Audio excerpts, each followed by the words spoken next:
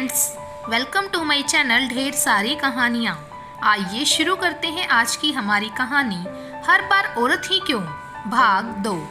पिछले भाग में आपने पढ़ा कि कैसे संस्कार के नाम पर बार बार प्रीति के स्वाभिमान को नापा तोला जा रहा था और प्रीति भी अपने माँ बाप के लिए चुपचाप सहन कर रही थी। आखिरकार करती भी क्या? माँ ने तो पहले ही उसे घर की जिम्मेदारियों का भार सौंप दिया था और घर की बड़ी होने के नाते कुर्बानी तो करनी ही थी। वो पल पल अपने साथ हो रहे अन्याय के लिए खुद को ही कोस रही थी, पर कहीं ना कहीं उसने राहुल से कई उम्मीदें लगा रखी थी, क्योंकि जिस घर में उसे बहू के नाम पर संस्कारों का जीता जागता पुतला बनाया जा रहा था, आखिरकार उस घर के कुछ संस्कार तो लड़के में भी होंगे। उसे ससुराल में किसी से कोई शिकायत नहीं थी, बस उम्मीद थी तो राहुल से। कुछ दिनों में संगीत का दिन आ जाता है। घर में चारों तरफ खुशी का माहौल था। प्रीति के ससुराल वाले भी आ चुके थे, बस इंतजार था तो राहुल का। कुछ ही देर में प्रीति की सास ने बहुत ही भारी स्वर में बोला कि अरे बहू को तो लेकर आओ, हम भी तो देखें कि होने वाली बहू ने कितना हमारे घर के संस्कारों का मान रखा है और सजने संवरने में कैसी लगती है। फिर प्रीति की छोटी बहन रूपा प्रीति को लेकर आती है। प्रीति ने संस्कारों का जैसे पाठ ही पढ़ डाला हो। हर बात का ख्याल धीरे धीरे चलना, चुनरी को लिहाज के साथ ओढ़ना, कपड़ों का डिजाइन तो ऐसा कि उसको खुद को सांस लेने के लिए ऑक्सीजन की जरूरत पड़ जाए, ऐसे खुद को छुपा रखा था। पर वो करती भी क्या, बात जो संस्कारों की थी। पर कहते हैं ना, कमी निकालने वाले कहीं से भी कमी निकाल ही लेते हैं, और यही हुआ प्रीति के साथ। उसकी दादी सास ने तुरंत ही टोक दिया कि अरे होने वाली बहू ने तो सिर पर पल्ला रखा ही नहीं, बेशर्मी की भी हद है। अपने बड़े बूढ़ों के सामने ऐसे ही सीना चौड़ा करके चली आई है। प्रीति ने मन में सोचा, हे भगवान, अभी ये भी परीक्षा देनी थी मुझे। और उसका हंसता हुआ चेहरा मुरझा जाता है। इस सिर न ढकने की वजह से 30 मिनट तक प्रीति को अच्छा खासा भाषण सुनाया जाता है, और बात तब खत्म हुई जब प्रीति ने सिर को ढककर सबसे माफी मांगी।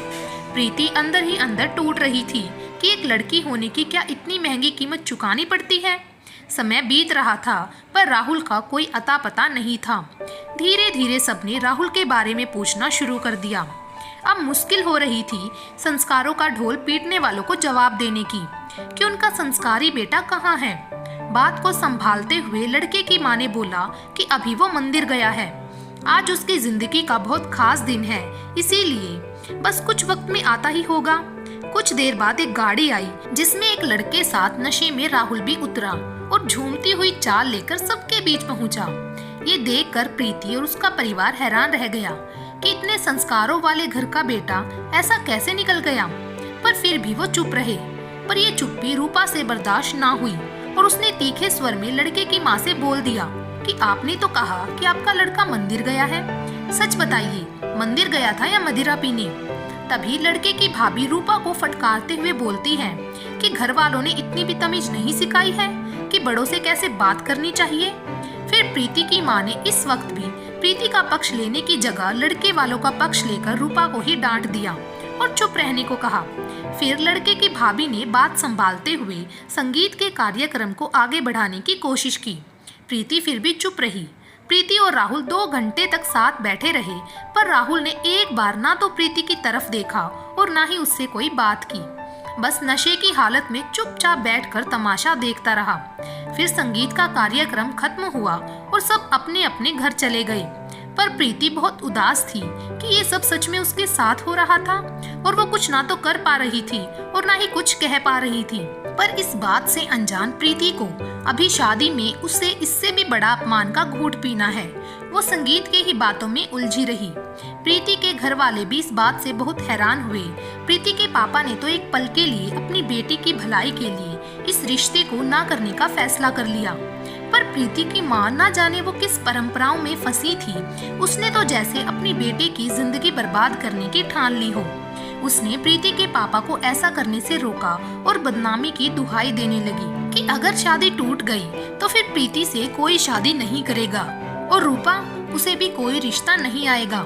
प्रीति अपनी माँ के मुंह से खुद के लिए ऐसी बातें सुनकर मन में सोचने लगी कि क्या मैं इस घर की सगी बेटी हूँ जो हर बात पर माँ मेरी ही कुर्बानी देना चाहती है।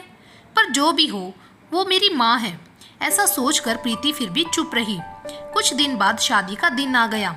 संस्कार के नाम पर ढोल पीटने वालों ने अपने घर की बहू बेटियों को जमकर नचाया और जब जब प्रीति की बात करने लगे तो राहुल की मां ने तुरंत ही संस्कारों का चोला पहन लिया। बारात जैसे ही दरवाजे पर आई, सब दूल्हे को देखने के लिए बेचैन होने लगे, पर जब सब दरवाजे पर आए तो किसी को भी दूल्हा नहीं दिखा। तब प्रीति के पापा ने अपना धैर्य खोते हुए बोला कि बहन जी, संगीत की बात तो समझ में आती है कि आपका बेटा किसी काम में फंसा हुआ हो सकता है, पर भला आज का दिन, आज उसकी शादी है और उसके लिए अपनी शादी से ज्यादा जरूरी और क्या काम हो सकता है भला? या फिर बात कुछ और है, उसे प्रीति पसंद नहीं या वो शादी ही नहीं करना चाहता? तब लड़के की दादी ने तुरंत ही अपने हाव भाव से बोला कि अरे बेटा, कैसी बात कर रहे हो तुम? हमारा बेटा सिर्फ नाम का राहुल नहीं है, वो सच में बड़ा ही संस्कारी है।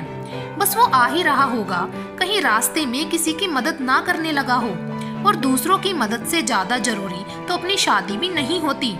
भागकर छत पर आई प्रीति अपनी बारात में राहुल को ना देखकर वहां से लौट गई और फिर भी चुप रही। कुछ वक्त बीता, राहुल बहुत ही गुस्से में आया और बड़े ही ताव से पंडित को बोला, जो भी करना है जल्दी करो और निपटाओ। तब प्रीति की माँ ने बोला कि बेटा, ये शादी है, इसमें पूरा दिन रात लग जाता है, ऊपर से हम हिंदू हैं और हमारे धर्म में बहुत सारे रीति रिवाज हैं जिनका अपना ही महत्व है। तब राहुल की भाभी ने बात को संभालते हुए कहा कि अरे आंटी जी, राहुल का ये मतलब नहीं था, आज उसकी तबीयत ठीक नहीं है तो बस ऐसे ही बोल दिया हो उसने। इसके बाद शादी की सारी रस्में हुई। सुबह का वक्त हुआ, प्रीति को विदा करने का वक्त हो चला था।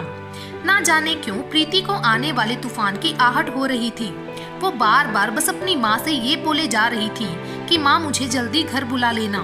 सबकी आंखें नम थी, पर राहुल, उसे ना जाने किस बात की जल्दी थी।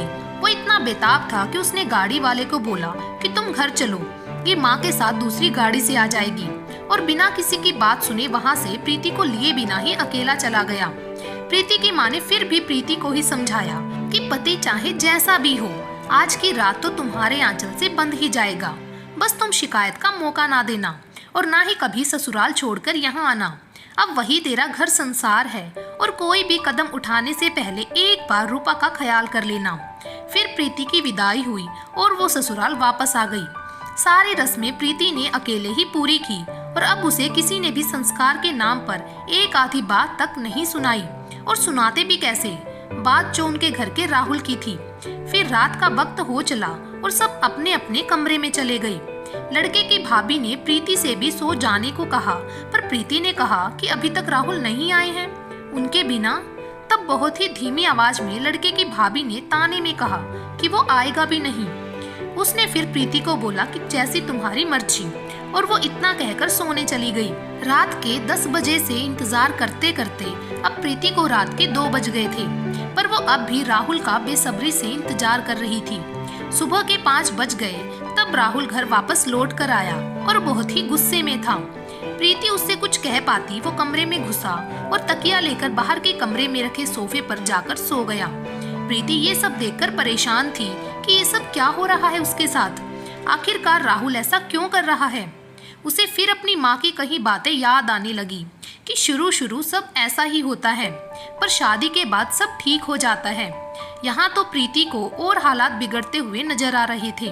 उसकी माँ ने तो कहा था कि आज की रात तो हर पति अपनी पत्नी के आंचल में होता है, पर राहुल तो उसे एक नजर देख भी नहीं रहे। ये सब होने के बाद प्रीति फिर भी चुप रही।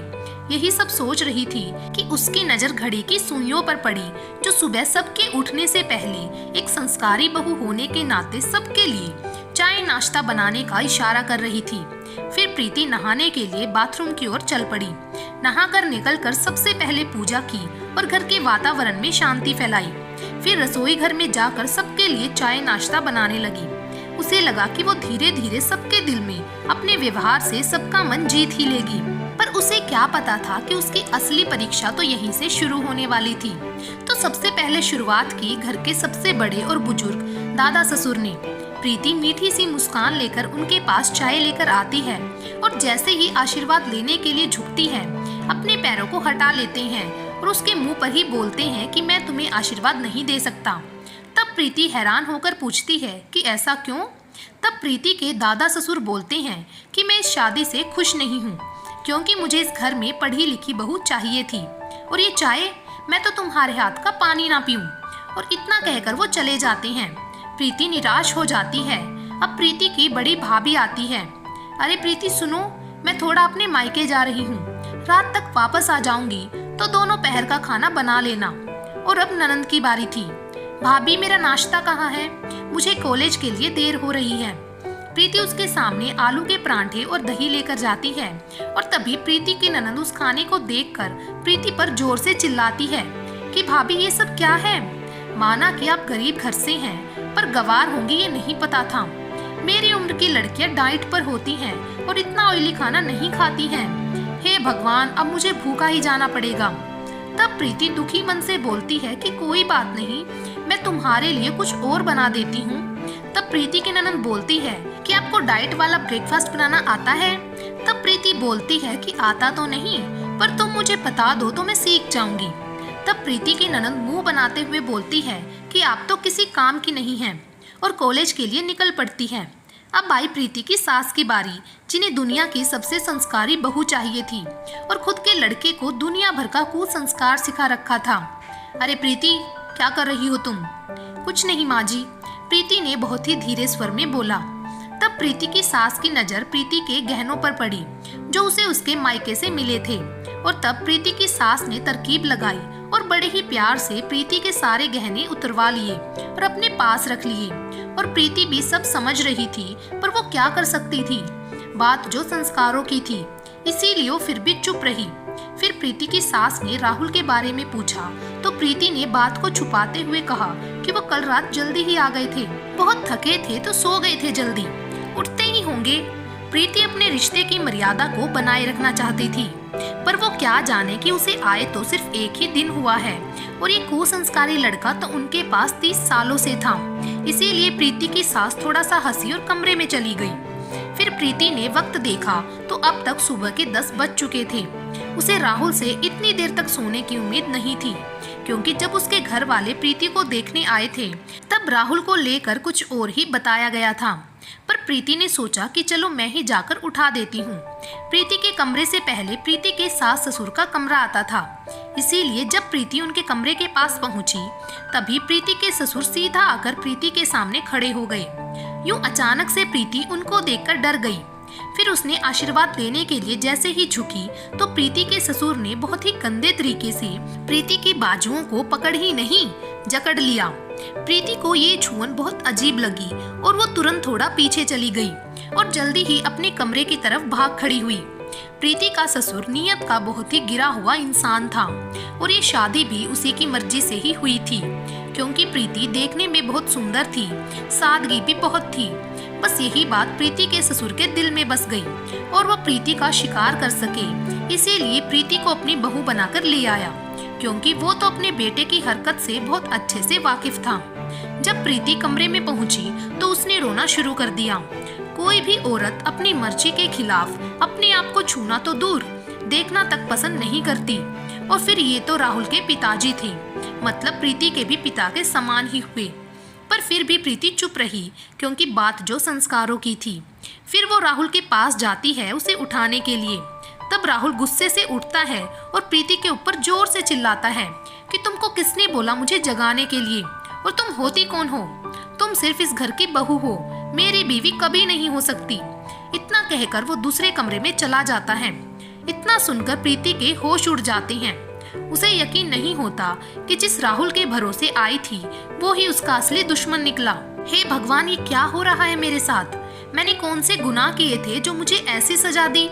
फिर दोपहर का वक्त हो चला। प्रीति रसोई घर अपने बचे हुए काम निपटा ही रही थी कि तभी प्रीति के ससुर की नजर प्रीति की पतली कमर और गिरते हुए आंचल पर पड़ती है, और उससे रुका नहीं गया और वो सीधा रसोई घर पर घुस गया और प्रीति को पीछे से पकड़ लिया और प्रीति को धमकी दी कि अगर उसने चिल्लाया या किसी को भी इस बारे में बताने की कोशिश भी की तो वो उसे इस घर से निकलवा देगा और फिर उसकी बहन से भी कोई शादी नहीं करेगा और उसके माँ बाप इस अपमान से जिंदा नहीं रह पाएंगे और कोई भी प्रीति की इस बात पर यकीन नहीं करेगा। इसीलिए प्रीति ने चिल्लाने की कोशिश भी नहीं की। वो चुप एक पुतले की भांति खड़ी, और जैसे ही ससुर अपनी मनमानी कर पाता वैसे ही भगवान की कृपा से तभी प्रीति की सास प्रीति को जोर जोर से आवाज लगाने लगी और ससुर को दुम दबाकर भागना पड़ा। प्रीति बिना किसी से कुछ बोले, बिना खाना खाए चुपचाप अपने कमरे में जाकर रोने लगी कि ऐसा नहीं हो सकता मेरे साथ। वो एक पल को मरना चाहती थी। उसने कोशिश भी की, पर अचानक से प्रीति को अपने माँ बाप और रूपा का ख्याल आया और फिर वही बदनामी का खौफ। इसीलिए वो फिर भी चुप रही। रात को जब नशे में धुत होकर राहुल घर आया तो प्रीति ने राहुल से बात करने की ठानी। पर ये क्या वो सही फैसला था? एक बेटा जो अपनी बीवी से बिल्कुल भी प्यार नहीं करता, उसकी कदर नहीं करता, वो अपने पिता के खिलाफ क्या ये सब सुन पाएगा? क्या उसका यकीन करेगा? या प्रीति के आने वाले पल और भी दर्दनाक हो जाएंगे? इसके लिए अगले भाग का इंतजार करें और हमसे ऐसे ही प्यार बनाए रखें। Thank you.